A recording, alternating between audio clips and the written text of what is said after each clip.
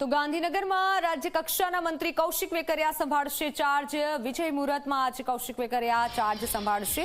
રાજ્ય કક્ષાના મંત્રીની ઓફિસમાં કરવામાં આવી છે રંગોળી। વર્ષ 2022ની ચૂંટણીમાં પરેશ ધાનાણીને હરાવી અને તેઓ જીત્યા હતા, એમએલએ બન્યા હતા। ધારાસભ્ય બન્યા બાદ ઉપદંડકની પણ તેઓને જવાબદારી મળી હતી। કૌશિક વેકરિયા જેઓ હવે વિજય મુહૂર્તમાં ચાર્જ સંભાળશે। તો રંગોળી પણ બનાવવામાં આવી છે, હર ઘર સ્વદેશીવાળી રંગોળી બનાવાઈ છે। 2022ની ચૂંટણીમાં તેઓ પરેશ ધાનાણીને હાર આપી જીત્યા હતા।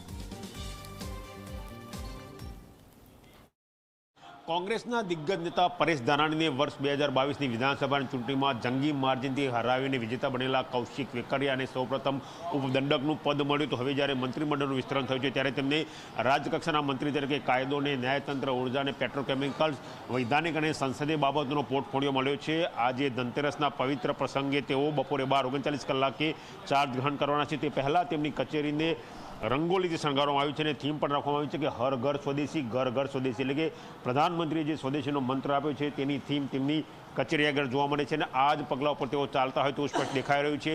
12:39 કલાકે કૌશિક વેકરિયા રાજકક્ષાના મંત્રી તરીકેનો પોતાનો ચાર્જ સંભાળશે।